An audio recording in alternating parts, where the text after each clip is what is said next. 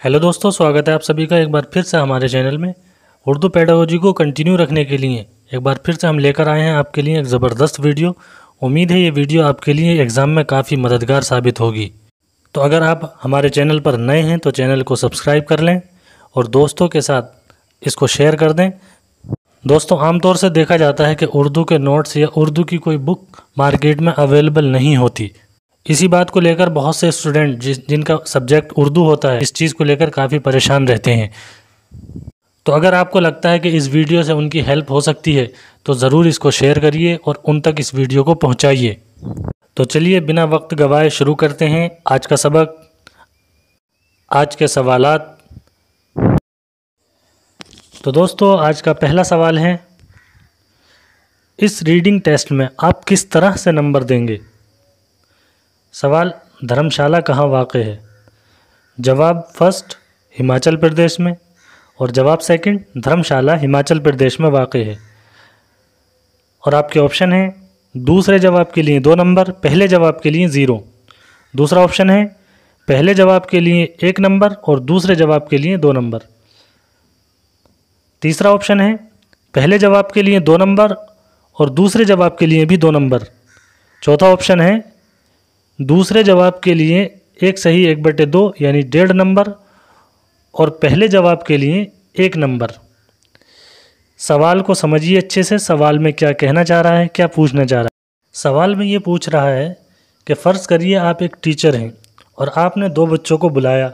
उन दोनों बच्चों में से आपने पहले से पूछा धर्मशाला कहाँ वाक़ है, तो उसने जवाब दिया हिमाचल प्रदेश में। सिर्फ इतना बोला उसने, हिमाचल प्रदेश में। दूसरे बच्चे को बुलाया, आपने दूसरे बच्चे से पूछा धर्मशाला कहाँ वाक़ है, दूसरे बच्चे ने जवाब दिया सर धर्मशाला हिमाचल प्रदेश में वाक़ है। ठीक है, तो आपके इस टेस्ट में आप पहले बच्चे को कितने नंबर देंगे और दूसरे बच्चे को कितने नंबर देंगे, सवाल में ये पूछना चाह रहा है। और आप ऑप्शन देखिए, ऑप्शन के हिसाब से आप कितने नंबर देंगे, कौन सा ऑप्शन आपके हिसाब से अच्छा रहेगा, कौन सा ऑप्शन आपके लिए बेस्ट रहेगा। पहला ऑप्शन है, दूसरे जवाब के लिए 2 नंबर देंगे, पहले जवाब के लिए 0। क्या ये ऑप्शन सही हो सकता है? नहीं हो सकता, क्योंकि पहले बच्चे ने भी तो वही बात बताई है जो दूसरे ने बताई है। ठीक है, तो ये ऑप्शन नहीं होगा। दूसरा है, पहले जवाब के लिए 1 नंबर और दूसरे जवाब के लिए 2 नंबर। क्या ये सही हो सकता है? पहले जवाब के लिए 1 नंबर और दूसरे जवाब के लिए 2 नंबर। ये भी सही नहीं होगा। क्यों? क्योंकि जो सवाल पूछा था धर्मशाला कहाँ वाक़ है, तो इस सवाल के अनुसार, इस सवाल के मुताबिक जवाब दोनों का सेम है। ठीक है। तीसरा ऑप्शन है, पहले जवाब के लिए 2 नंबर और दूसरे जवाब के लिए भी 2 नंबर। ये जवाब इसका ठीक हो जाएगा, क्योंकि जो सवाल पूछा गया है उस सवाल का जो उद्देश्य है वो दोनों जवाबों में पूरा हो रहा है। जो पहले ने बताया उसमें भी हिमाचल प्रदेश वही बताया है जो दूसरे ने बताया है।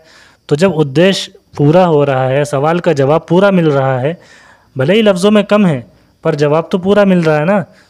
ठीक है, तो पहले जवाब के लिए भी 2 नंबर देंगे और दूसरे जवाब के लिए भी 2 नंबर। ऑप्शन 3 इसका सही जवाब हो जाएगा।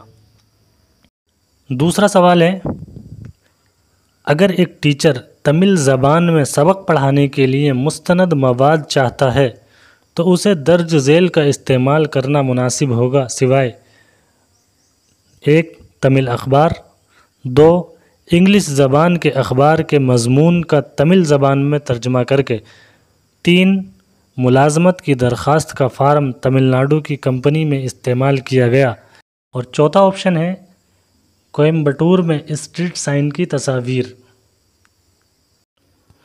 तो देखिए, सवाल में ये कह रहा है कि अगर एक टीचर तमिल ज़बान में सबक पढ़ाने के लिए, तमिल भाषा में सबक पढ़ाने के लिए मुस्तनद मवाद चाहता है, मोतबर सामग्री चाहता है, नोट्स चाहता है, तो उसे किस चीज़ का इस्तेमाल करना होगा?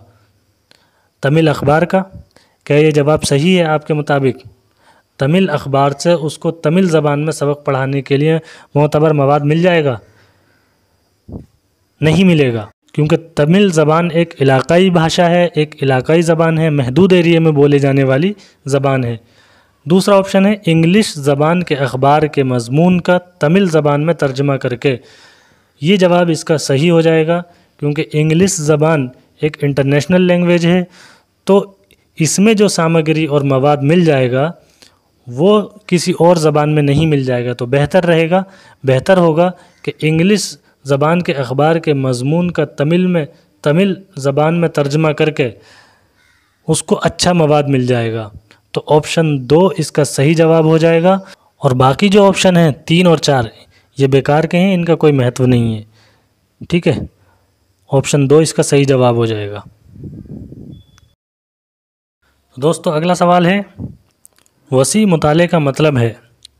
वसी मुताले का मतलब है, आपके ऑप्शन है 1 गैर मारूफ लफ्ज़ों के मानों का अंदाज़ा करना, 2 मौजू को समझने और लुत्फ़ अंदोज़ होने के लिए पढ़ना, 3 मरकज़ी ख़याल को समझना, 4 मतन के मवाद के बारे में पेशन गोई करना। दोस्तों सवाल में पूछ रहा है कि वसी मुताला क्या होता है। वसी मुताले का मतलब क्या होता है? आपके ऑप्शन हैं गैर मारूफ लफ्ज़ों, यानी जो नए लफ्ज़ हैं उनके मानों का अंदाज़ा करना। क्या ये वसी मुताला होता है? नहीं, ये जवाब सही नहीं होगा। दूसरा है मौजू को समझने और लुत्फ़ अंदोज़ होने के लिए पढ़ना, ये इसका सही जवाब हो जाएगा। मौजू को समझने और लुत्फ़ अंदोज़ होने के लिए किसी सबक को पढ़ना, किसी सबक को इंटरेस्टिंग बनाकर पढ़ना, ये वसी मुताले का मकसद होता है, वसी मुताला होता है। इसके अलावा मरकज़ी ख़याल को समझना, किसी के सेंट्रल आइडिया को समझना, मतन के मवाद के बारे में किसी को राय मशवरा देना, पेशन गोई करना, ये जवाब इसके सही नहीं है। इसका सही जवाब है ऑप्शन 2, मौजू को समझने और लुत्फ़ अंदोज़ होने के लिए पढ़ना वसी मुताला होता है। तालिब इल्मों को ज़बान की क्लास में अदब फ़राहम किया जाता है।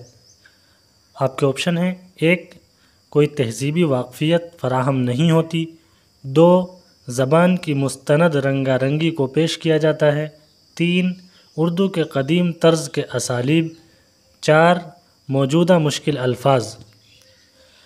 दोस्तों सवाल क्या है? सवाल में पूछ रहा है कि तालिब इल्मों को ज़बान की क्लास में यानी भाषाई कक्षा में अदब फ़राहम किया जाता है। अदब कहते हैं लिटरेचर को, साहित्य को। उसकी हकीकत क्या होती है? पहला ऑप्शन है कोई तहज़ीबी वाक़फ़ियत फ़राहम नहीं होती। तहज़ीबी वाक़फ़ियत फ़राहम नहीं होती, ये ऑप्शन गलत हो जाएगा। क्यों? क्योंकि अदब के अंदर तहज़ीब होती है, तमद्दुन होती है, सक़ाफ़त होती है। ठीक है, जो इस ऑप्शन में मना कर रहा है, तो ये ऑप्शन सही नहीं होगा। दूसरा है ज़बान की मुस्तनद रंगारंगी को पेश किया जाता है, ये ऑप्शन सही हो सकता है, देखते हैं अभी। 3 उर्दू के कदीम तर्ज़ के असालीब। उर्दू के कदीम तर्ज़ के असालीब, एक बार सवाल गौर से पढ़िए और उसमें देखिए क्या सवाल में उसने किसी ज़बान को ख़ास किया है? उर्दू, हिंदी, इंग्लिश, किसी भी ज़बान का नाम लिया है? तालिब इल्मों को ज़बान की क्लास में अदब फ़राहम किया जाता है, सीधा सवाल है।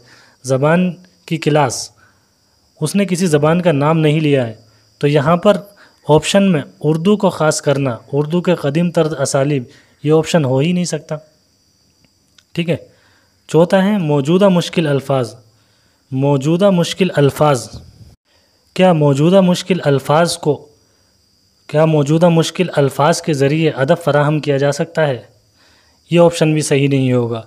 तो इसका सबसे अच्छा और सबसे बेस्ट ऑप्शन रहेगा ऑप्शन 2, ज़बान की मुस्तनद रंगारंगी को पेश किया जाता है। ज़बान के मुस्तनद पहलू को, ज़बान के मुस्तनद खाके को पेश किया जाता है। तो इसका सही जवाब हो जाएगा ऑप्शन 2। अगला सवाल है, ग्रामर के क्लास के तालिब इल्म के लिए कौन सा उसूल मुआविन है? ग्रामर क्लास के तालिब इल्म के लिए कौन सा उसूल मुआविन है?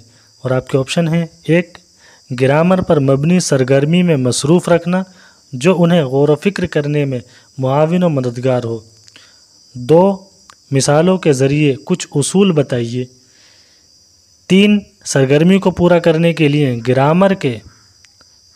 ग्रामर के कुछ उसूलों को इरादतन सोचें, 4 टीचर ग्रामर की गलतियों को नज़रअंदाज कर दे।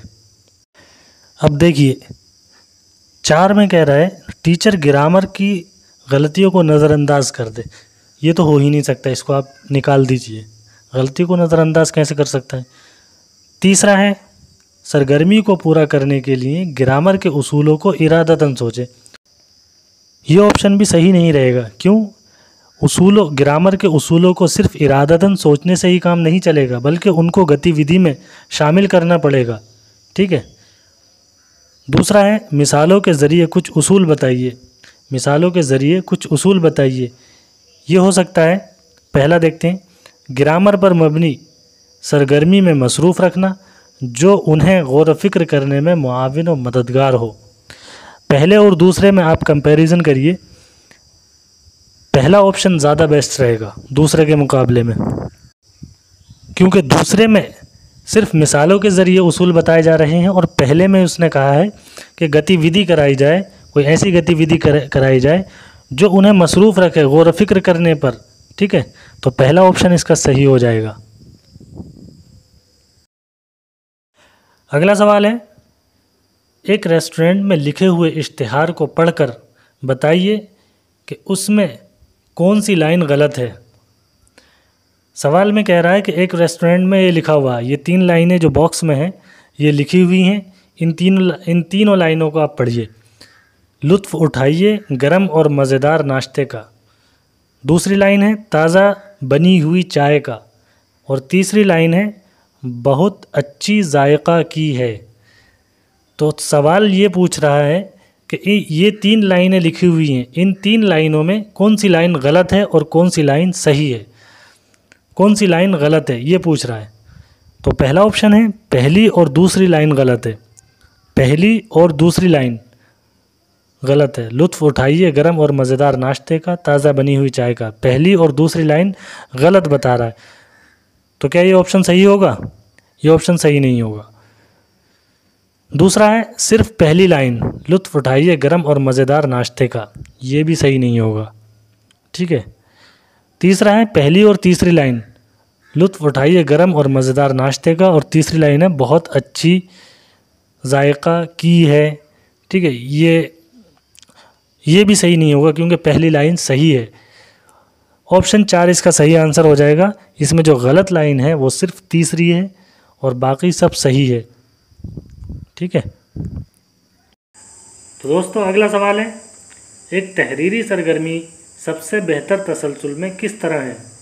एक तहरीरी सरगर्मी सबसे बेहतर तसलसल में किस तरह है। 1 मवाद इकट्ठा करना, तरतीब देना, खाका बनाना, दोबारा खाका बनाना। 2 मवाद इकट्ठा करना, तरतीब देना, दोबारा खाका बनाना और खाका बनाना। 3 तरतीब देना, मवाद इकट्ठा करना, खाका बनाना, दोबारा खाका बनाना। और 4 ऑप्शन हो जाएगा खाका बनाना, मवाद इकट्ठा करना, तरतीब देना, दोबारा खाका बनाना। तो दोस्तों सवाल में ये पूछ रहा है कि एक तहरीरी सरगर्मी, मसलन आप तहरीरी सरगर्मी को अंजाम दे रहे हैं, आप कोई प्रोजेक्ट, असाइनमेंट या कुछ चार्ट वगैरह बना रहे हैं, उसके लिए जो बेहतर तसलसल है, जो सही क्रम होगा वो क्या होगा। आपके ऑप्शन हैं, आप पहले उसके लिए मवाद इकट्ठा करेंगे, फिर उसको तरतीब देंगे, फिर खाका बनाएंगे, फिर दोबारा खाका बनाएंगे। ये ऑप्शन सही है? देखते हैं, अभी दूसरा देखते हैं। पहले मवाद इकट्ठा करेंगे, पहले फिर तरतीब देंगे, दोबारा खाका बनाएंगे, फिर खाका बनाएंगे। ऑप्शन 2 में कह रहा है दोबारा खाका बनाएंगे, पहले एक बार खाका बनाएंगे उसके बाद ही तो दोबारा बनाएंगे। तो दोबारा खाका पहली बार नहीं बनता, तो 2 ऑप्शन को निकाल दीजिए। ठीक है। तीसरा है तरतीब देना, मवाद इकट्ठा करना, खाका बनाना, दोबारा खाका बनाना। देखिए तरतीब देना, मवाद इकट्ठा करना, पहले आप मवाद इकट्ठा करेंगे, उसके बाद उस मवाद को तरतीब बाद में ही तो देंगे। तो पहले मवाद इकट्ठा होगा, उसके बाद तरतीब होगी।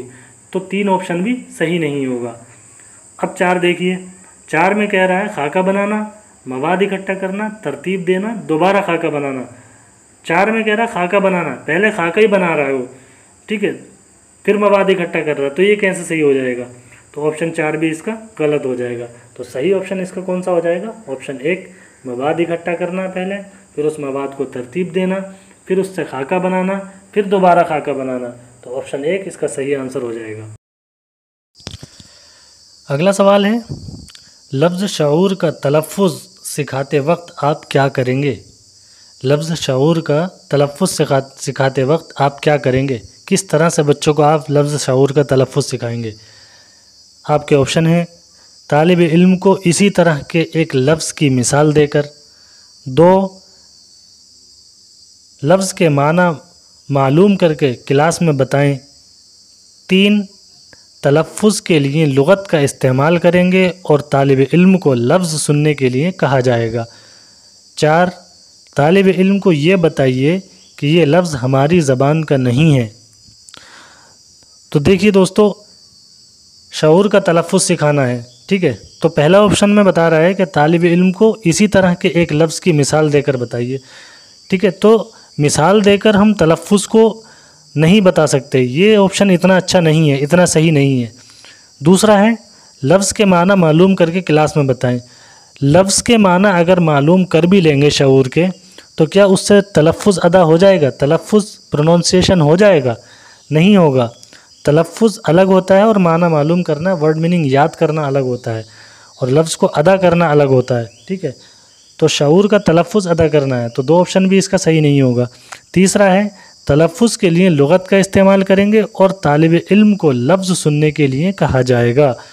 तालिब इल्म को लफ्ज़ सुनने के लिए कहा जाएगा, तलफ़्फ़ुज़ के लिए लुग़त का इस्तेमाल करेंगे। हाँ, ये ऑप्शन इसका सही हो जाएगा, क्योंकि लुग़त ही है, डिक्शनरी ही है जो बताती है कि सही तलफ़्फ़ुज़ क्या है। शीन पे ज़बर है, ज़ेर है, पेश है, ठीक है। इसी तरीके से सही अदायगी के साथ एक डिक्शनरी ही बता सकती है, लुग़त ही बता सकती है कि सही तलफ़्फ़ुज़ क्या है। ऑप्शन 3 इसका सही हो जाएगा। इस तरीके से ऑप्शन 4 है तालिब इल्म को ये बताइए कि ये ज़बान ये लफ्ज़ हमारी ज़बान का नहीं है। तालिब इल्म को ये बताइए कि ये लफ्ज़ हमारी ज़बान का नहीं है। ये ऑप्शन भी गलत हो जाएगा, क्योंकि इस तरह से बताना और इस तरह की बात करना ये लफ्ज़ के साथ भेदभाव हो जाएगा, नाइंसाफ़ी हो जाएगी। इस वजह से ऑप्शन 4 भी इसका गलत हो जाएगा। तो इसका सही जवाब हो जाएगा ऑप्शन 3। अगला सवाल है ऐसे हरूफ जो किसी के शुरू में जोड़ दिए जाएं और उस लफ्ज़ का हिस्सा बन जाएं कहलाते हैं लाहिक़े, 2 साबिक़े, 3 हर्फ और 4 हर्फ़ जार। दोस्तों, सवाल में पूछ रहा है कि ऐसे हरूफ जो किसी लफ्ज़ के शुरू में जोड़ दिए जाएं, किसी लफ्ज़ के पहले जोड़ दिए जाएं और फिर वो उसी लफ्ज़ का हिस्सा बन जाएं, तो वो क्या कहलाते हैं। ऑप्शन 1 है लाहिक़े। लाहिक़े नहीं होगा, लाहिक़े लाहिक़ से बना है, वाक़े होने के माने में है, इसका आंसर ये नहीं होगा। दूसरा है साबिक़े। साबिक़ से बना है, सबक़त ले जाने वाला, पहले आने वाला, ये जवाब इसका सही हो जाएगा, ठीक है। और ऑप्शन 3 और 4 भी नहीं होंगे। हरूफ और हरूफ जार अगर किसी लफ्ज़ के शुरू में आते हैं तो वो उस लफ्ज़ का हिस्सा नहीं बनते, ये इस वजह से इसका सही आंसर नहीं होंगे। तो सही जवाब होगा ऑप्शन 2 साबिक़े। तो दोस्तों, ये थी हमारी आज की क्लास। आज का वीडियो यहीं पर समाप्त करते हैं। वीडियो कैसा लगा, आपको समझ आया या नहीं आया, कमेंट करके ज़रूर बताइए। अगर आपको अच्छा लगा हो, वीडियो अच्छा लगा हो, तो दिल से लाइक करिए, कमेंट करिए और ज़्यादा से ज़्यादा इसको शेयर करिए। मिलते हैं नेक्स्ट वीडियो में। अल्लाह हाफिज़।